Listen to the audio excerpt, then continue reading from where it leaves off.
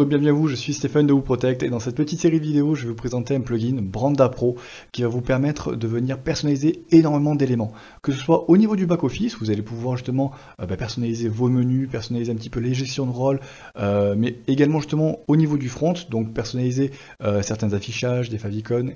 On verra vraiment qu'il y a énormément de choses. Et ça va vous permettre également de venir ajouter certaines fonctionnalités qui nécessitent d'habitude plusieurs plugins, par exemple tout ce qui va être gestion des cookies et tout ce qui va être par exemple paramétrage SMTP pour les mails. Voilà. Là où vous devriez normalement utiliser 3, 4 voire plus de plugins, là justement on va pouvoir venir le compacter en un plugin. Ce qu'il faut savoir également, c'est que Branda Pro fait partie d'une suite de plugins, donc la suite de plugins professionnels WPMU Dev, donc vous allez bien entendu pouvoir justement acquérir les licences, donc soit pour chaque plugin indépendamment, soit une licence globale qui est assez coûteuse, ou alors dans ces cas-là vous allez pouvoir les retrouver gratuitement à partir du moment où vous avez justement un pack maintenance justement avec moi sur WooProtect. Voilà.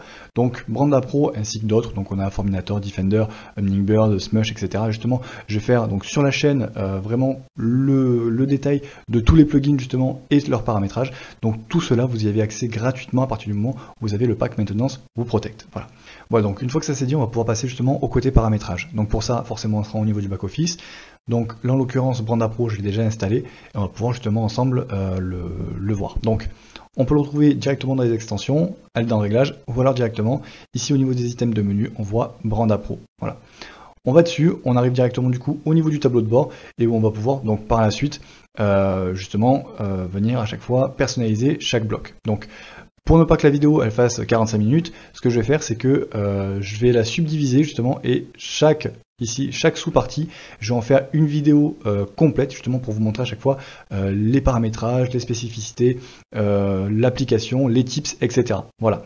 Donc là pour le coup, pour vous faire justement un survol rapide, au niveau admin area, on va avoir justement tout ce qui va être personnalisation donc de l'admin, donc c'est-à-dire vraiment ici au niveau du back-office. Donc par rapport à tout ça justement je vais vous le faire voir donc dans les prochaines vidéos. Bien entendu, je vous mets tous les liens directement dans la description.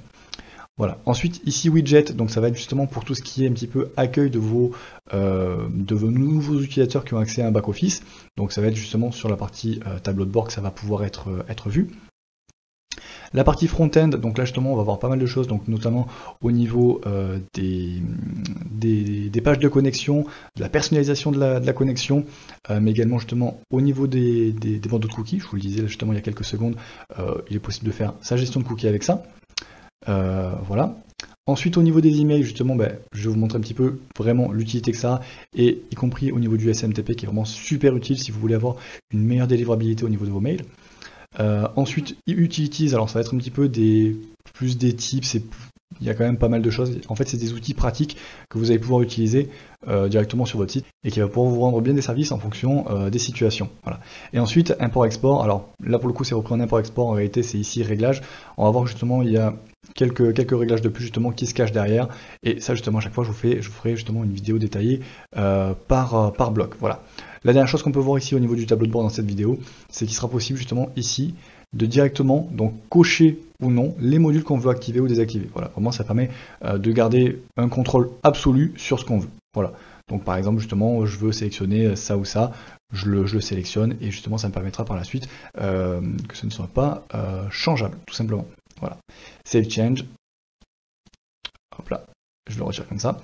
Et dernière chose justement que je voulais vous montrer, c'est au niveau de la documentation. Ce qui est vraiment super pratique, c'est qu'à partir du moment où vous allez avoir donc une question, ou quoi que ce soit, ou un problème au niveau du paramétrage, vous allez pouvoir directement vous référer sur la documentation au niveau des points spécifiques. Donc là vous voyez qu'au niveau du menu, c'est subdivisé exactement de la même façon que dans le plugin.